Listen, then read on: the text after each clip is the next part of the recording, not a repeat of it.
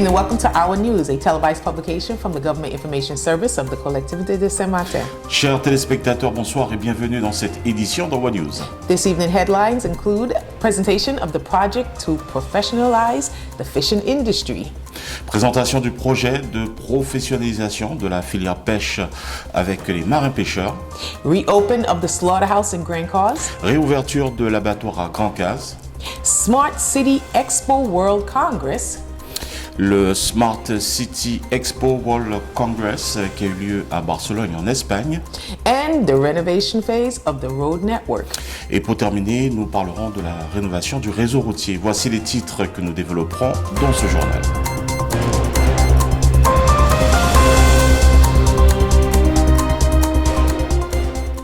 Welcome back. The file of the Fishing Committee in St. Martin is progressing rapidly. 3.5 million euros have been allocated to this sector of activity. The training for professional fishermen of the territory will begin shortly. A range of measures which will be put in place by the collectivity in order to make the sector fishing a professional legal sector. In order to be able to have this profession well structured, have the industry meeting to the different standards that are needed, this government, this new majority, is engaged in putting in place the policies, the means to reorganize the profession and what you call in French the filière, the whole professional and commercial aspect of the fisheries. We were able to officially launch the beginning of the training of 9 persons who are embracing the career as professional fishermen. And the first phase is to make sure that they are able to obtain the qualification and the diploma that is called the Certificat d'aptitude de commandement de la petite pêche, the CACPP. This diploma and this qualification is one of the most important beginning in terms of them being able to really become real professional fishermen. Our first part will be held on the island. Then they would move to Martinique to be able to advance and to complete the theoretical part of their training. And upon success to this that part of the training, they will then be back on the island and they will have to work with professionals in the fishery, professionals who are legally registered and all of the administrative work for 3 months so that they can complete now that practical part of the work. This government knows that there's a cost for all of that. We are implementing a certain amount of measures of financial assistance to those professionals who will accept to have these persons, among these 9 persons, be or complete their internship with them. So we will be compensating them, we will be granting them assistance because we truly want to make sure that this profession is well structured, well professionalized, and all opportunities are given to those who accept to move from being in a situation where they are not in line with the rules, the legal setting. We want to open the doors and give them the opportunity to be able to follow the training, get the diplomas, and then register. So this is the first batch of 9, and we look forward to having next year, God's willing, the possibility of having more again, so that in the next maybe 2 years to come, we can really have not only 17 professionals, but 30, 40 professionals trained, having their diplomas, and of course, where the collectivity will accompany them. It is really the whole profession and the whole industry around fishery that, as Vice President in charge of economy, we are looking forward to making sure that everything be in place. And then the other phase, once those other elements are in place, would definitely be to meet the other territories around us, Anguilla, St. Bart's, Saba, Statia, St. Martin, Southern Side, to see how we can reach to a convention, an agreement, because we, from the collectivity of St. Martin, is limited in terms of maritime zone for our fishermen. So we know that fishermen from Anguilla and other territories look forward to be able to sell their produce here in St. Martin. So in terms of a partnership and negotiation, we will be looking forward to enter discussion with those territories to permit our professionals to also be able to have access to those larger waters for fishery.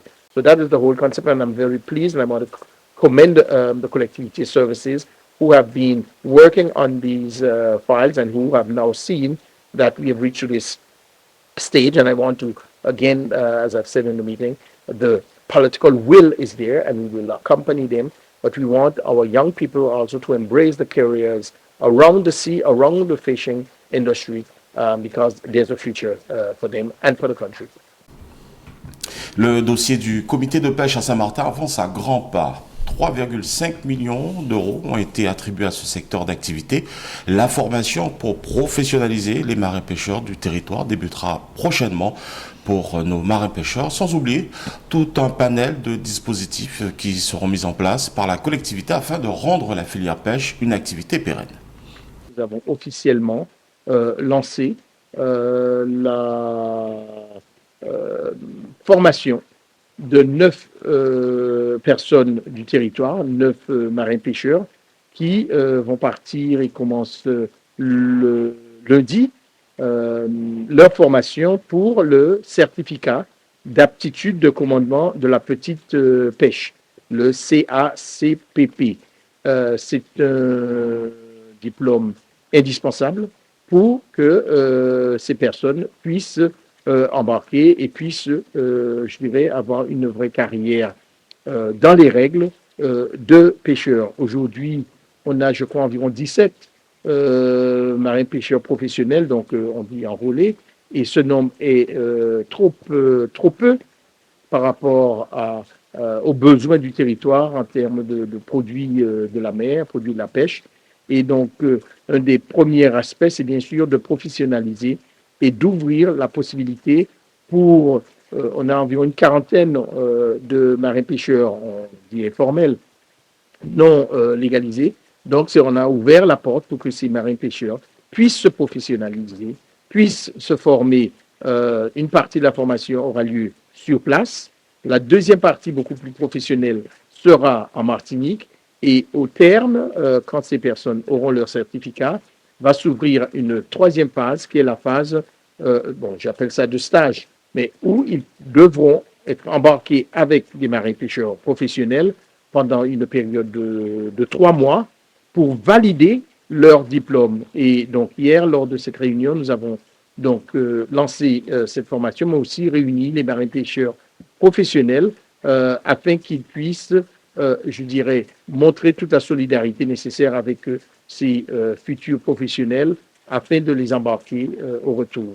Nous mettons en place un dispositif d'aide financière pour, je dirais, réduire le coût pour eux de prendre ces personnes en stage. Donc voilà le dispositif, et ce n'est qu'une première phase. C'est tout le travail ensuite d'équipement de la profession, de port de débarquement, les équipements pour le froid, pour la conservation, tous ces autres chantiers seront développés par la suite. Et bien sûr, des discussions avec les îles environnantes pour essayer de trouver des moyens pour nos pêcheurs de pouvoir avoir des terrains de pêche où ils pourront exercer efficacement leur profession. Il faut, et je terminerai juste par ce point, se rappeler que nous sommes très limités, malgré que nous soyons la partie du Nil, en termes de zone maritime, et donc c'est en partenariat et en discussion avec Anguille, Saint-Barth, Saba, Saint-Eustache, etc., que nous devons entamer, une fois que nous aurons professionnalisé la filière, entrer dans des discussions de partenariat, et nous espérons d'autorisation de pêcher dans des eaux plus vastes que les nôtres. President of the Public Establishment for the Management and Operation of the St. Martin Slaughterhouse, EGEA, Mrs. Valerie Fonrose, invited the press on Wednesday, November 23rd to the slaughterhouse in Grand Cause in order to revisit the structure and to also invite breeders, butchers, and meat markets to use this operational structure. accompanied by the Deputy of St. Martin St. Bart's, Franz Gums, Territorial Councillor Alan Grodesamo, Head of Veterinary Services Michel Veli, and Ailey Touze. Director Fondos recalled the efforts made by the collectivity with the support of the state to put the structure back in working order and to structure the breeding section in order to meet the needs of breeders. The approval that was obtained on October 5th, 2022 made it possible to reopen the slaughterhouse on October 18th, 2022 after several years of inactivity. The structure is gradually resuming its activity with a slaughter frequency of 1 animal per week. The EGEA wishes to diversify the activities of the slaughterhouse with in particular the installation of a workshop for meat cutting and beef aging. A project management mission is currently underway in order to meet the objectives of elected officials who want this tool to resume its mission and that the slaughter of livestock is structured on the territory in respect of animals intended for consumption. Breeders and meat dealers, as well as cooperatives, are therefore called upon to use the slaughterhouse for the slaughter of cattle and goats. Slaughtering premiums are also applied and contribute to structuring this sector. The Collectivity of Saint Martin, EGEA, and the state are part of a joint action with the aim of sustainably organizing the livestock sector on the territory and bringing through this structuring concrete and regulatory responses. Madame Valérie Fonrose, présidente de l'établissement public de la gestion et l'exploitation de l'abattoir de Saint-Martin, EGEA, a convié la presse ce mercredi 23 novembre sur le site de l'abattoir à Grand-Case afin de présenter l'outil et d'inviter les éleveurs et revendeurs de viande à utiliser cette structure réglementaire désormais opérationnelle. Accompagné du député de Saint-Martin, Saint-Barth, M. Franz Gums, du conseil territorial, membre du conseil d'administration de l'abattoir, M. Alain Grodesamo, du chef des services vétérinaires, M.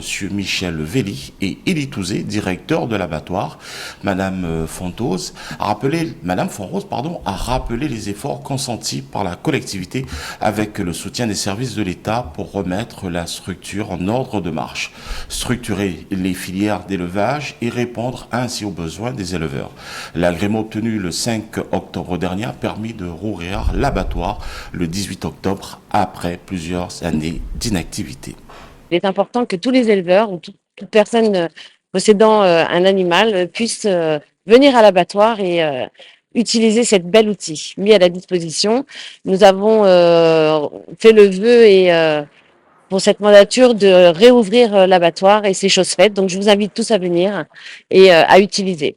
Donc l'abattoir a été créé dans les années 2000, il a fonctionné un petit peu au début de sa création et après Irma, donc comme il a été pas mal endommagé, les bâtiments ont été abîmés, il a mis du temps à redémarrer et depuis notre mise en place au gouvernement, nous avons fait en sorte de le faire refonctionner et donc la réouverture aujourd'hui. La structure répond progressivement son activité avec une fréquence d'abattage d'une bête par semaine. L'établissement de gestion, sous l'impulsion de Madame Fonrose, souhaite diversifier les activités de l'abattoir avec notamment l'installation d'un atelier de découpe et de mise en maturation de la viande. Une mission de maîtrise d'œuvre est actuellement en cours afin de répondre aux objectifs des élus qui souhaitent que cet outil reprenne ses missions et que l'abattage du bétail se structure sur le territoire dans le respect des bêtes vouées à la consommation. Les éleveurs et les revendeurs de viande ainsi que les coopératives sont donc appelés à utiliser l'abattoir pour l'abattage de bovins et caprins.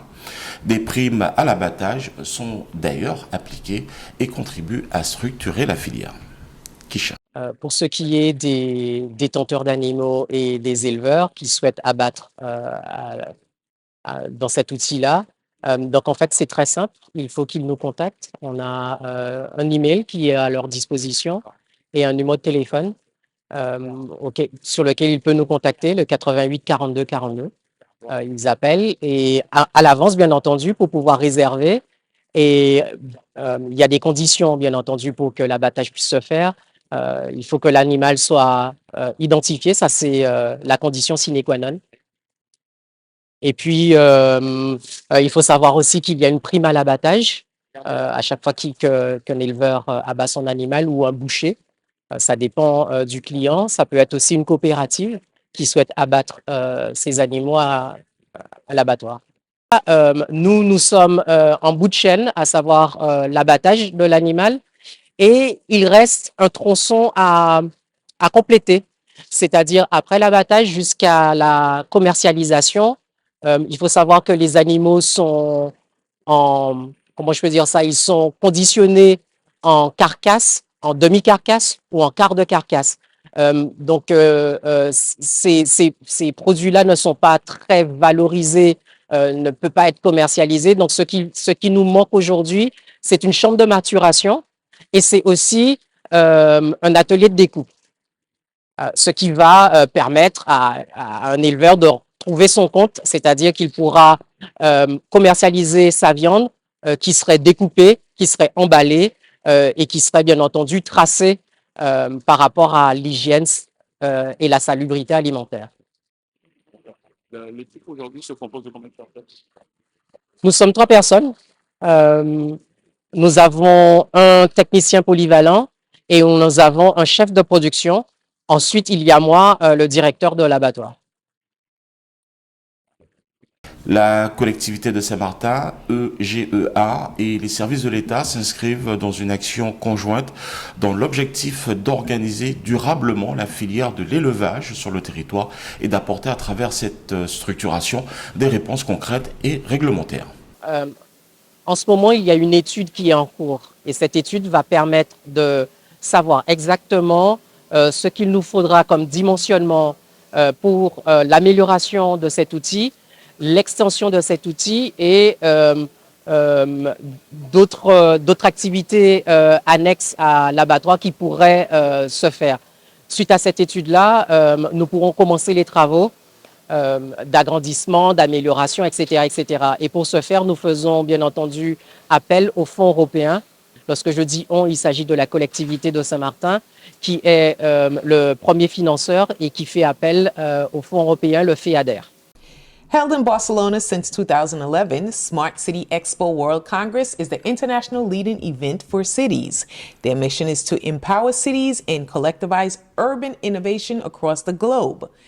Through promoting social innovation and identifying collaboration opportunities, the event is dedicated to creating a better future for cities and their citizens.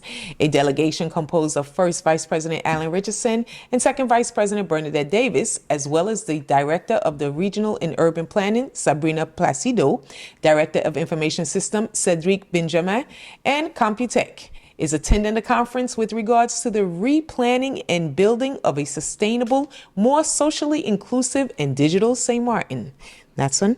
En effet, Kisha, le Smart City Expo World Congress est le lieu de rencontre des entreprises, du secteur public, des start-up, des universités et des citoyens travaillant ensemble pour le développement durable des villes.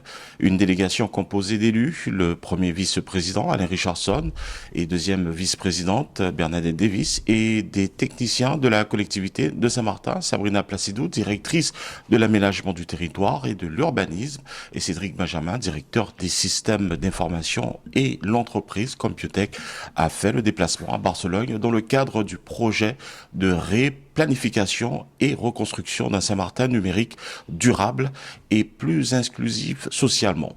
La conférence a porté sur la vision préliminaire avant la planification future et les phases de construction ultérieures. The Collectivity of Saint-Martin launched the renovation phase of the road network on November 17th, which is scheduled to be completed on December 16, 2022. The resurfacing work of the roads will be carried out exclusively at night in order to not disturb the flow of traffic during the day. This initiative, led by President Louis Mustangton and his team, contributes to the overall approach of securing and beautifying the territory before the high tourist season, which begins mid-December. Work will take place from 7 p.m. to 6 a.m. Monday to Friday, according to the following updated schedule that you see on your screen. Waterfront, November 17th to December 8th. Bay Rouge to Neto Bay, November 21st to November 25th. St. James Road, November 25th to November 27th. 9 o'clock Street, November 29th to December 5th. Grand Cause, the speed bumps, November 21st to November 24th, and December 8th to December 9th. Route Nationale Mont-Valois, December 6th to December 9th. Friars Bay Street, December 8th to December 9th. Natson. La collectivité de Saint-Martin a lancé la phase de rénovation du réseau routier le 17 novembre 2022 pour s'achever le 16 décembre 2022. Ces travaux de resurfaçage complète de la chaussée seront exclusivement réalisés de nuit afin de gêner le moins possible la circulation routière pour un montant de 3,5 millions d'euros. Cette initiative portée par le président Louis Singleton et son équipe contribue à la démarche globale de sécurisation et d'embellissement du territoire engagée par la collectivité avant la haute saison touristique qui débute mi-décembre. Les travaux se dérouleront de 19h à 6h du matin, du lundi au vendredi, selon le planning réactualisé suivant. Front de mer, qui a débuté le 17 novembre au 8 décembre. Baie Rouge à Bennettley, qui a débuté le 21 novembre jusqu'au 25 décembre, qui est déjà passé d'ailleurs, et qui est sur le point de se terminer. Rue de Saint-James, qui a débuté ce soir au 27 novembre. Rue Nana Clark, le 29 novembre au 5 décembre. Mont-Valois, du 6 décembre au 9 décembre. Et la rue de Friars Bay, du 8 décembre au 9 décembre. Kisha. On Monday, November 21st, the celebration of the Day of the Rights of the Child began with the third edition of the debate on the rights of the child at the Chamber of Commerce. 4 secondary schools from Saint-Martin, St. Martin, and Anguilla were present. 5 students from each school were invited to discuss an article on children's rights. Continuing on with the celebration of the rights of the child, on Tuesday, November 22nd, students from Emile Schwazi and Hervé Williams created a mural at Spring Concordia in collaboration with painters Mash and Art. This fresco painting is located on Rue Jean-Jacques Fayel, opposite of the library. Go ahead and discover this beautiful work illustrated by our youth. Nourish me and watch me grow. That was a theme for Wednesday, November 23rd, Rights of the Child activity, a mini talent show performed by students from various schools. The collectivity and National Education support these actions of the children during this celebration. That's it. Et oui, Kisha, la collectivité de Saint-Martin d'éducation nationale, un établissement de la partie hollandaise, ainsi que d'Anguille, ont débuté la célébration de la journée des droits de l'enfant avec la 3e édition du débat Les droits de l'enfant à la CCSM. Lundi 21 novembre, 5 élèves de chaque école ont été invités à débattre autour d'un article des droits de l'enfant sous le regard du modérateur. 4 établissements scolaires du second degré ont participé, dont 2 établissements scolaires de la partie française, le collège Mont des Accords et le collège Roche-Gravée de Moho, un établissement du côté hollandais de Methodist Adjojik Center, un établissement d'Anguille, Albina Lake Hodge Comprehensive School. La collectivité et l'éducation nationale soutiennent ces actions sur l'apprentissage des droits et des devoirs auprès de nos jeunes. Mardi 22 novembre, des élèves de l'école Émile Schwazi et Hervé Williams ont réalisé une fresque murale à Spring Concordia en collaboration avec les artistes peintres Mash and Art.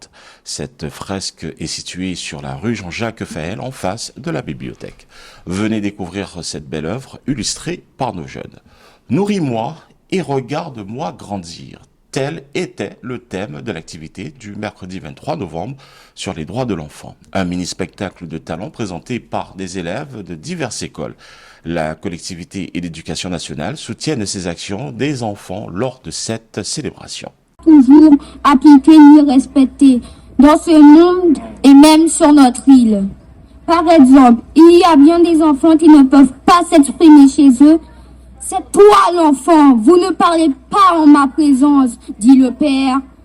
Ou arrête de jouer, va t'occuper de tes frères et sœurs, dit une maman. Mais l'UNICEF dit autrement, vous avez des droits.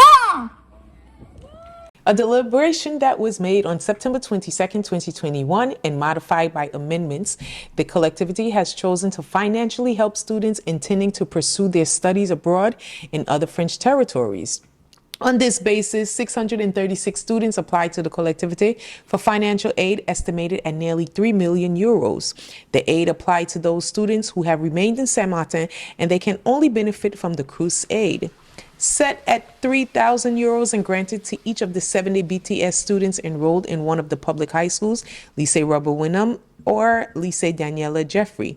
This aid makes it possible to cover the costs relating to the purchasing of computer equipment, bus cards, and food. Just a quick breakdown, the Executive Council decided to allocate to each of the students a sum of 3,000 euros, to allocate the global sum of 210,000 euros to the 70 students who have applied for the aid, to approve the financing plan for this financial aid program for the 2022 to 2023 academic year, and to request the European Social Fund under Priority Axis 16 REAC EU FSE of PO State, FEDER, FSE, Guadeloupe, and Saint-Martin, 2014 to 2020. Nathan. La collectivité a fait le choix d'aider financièrement les étudiants se destinant à poursuivre leurs études hors de Saint-Martin. Sur cette base, 636 étudiants ont sollicité de la collectivité une aide financière évaluée à près de 3 millions d'euros. Le dispositif n'est accessible qu'à ces étudiants surrestés à Saint-Martin, ne pouvant réglementairement que bénéficier des aides du Crous. Aussi consciente de la charge que représente le suivi des études sur place et compte tenu des difficultés rencontrées au quotidien, la collectivité a décidé de leur octroyer une aide financière fixée à 3 000 euros et accordée à chacun des 70 étudiants du BTS inscrits dans l'un des établissements, l'un des lycées publics, que sont le lycée général Robert Vénom et le lycée professionnel Daniela Jeffrey. Ce soutien permet notamment de couvrir les frais liés à l'achat de matériel informatique, à l'achat de la carte de bus et à la restauration. Le conseil exécutif a décidé donc d'allouer à chacun des étudiants inscrits en BTS au lycée professionnel Daniela Jeffrey ou au lycée général Robert Vénom la somme de 3 000 euros, d'allouer la somme globale de 210 000 euros aux 70 étudiants ayant déposé une demande d'aide, d'approuver le plan de financement de ce dispositif d'aide au titre de l'année universitaire 2022-2023 et de solliciter à cette fin le Fonds social européen au titre l'axe prioritaire 16 REACT EU FSE du PO État fédère FSE Guadeloupe et Saint-Martin 2014-2020.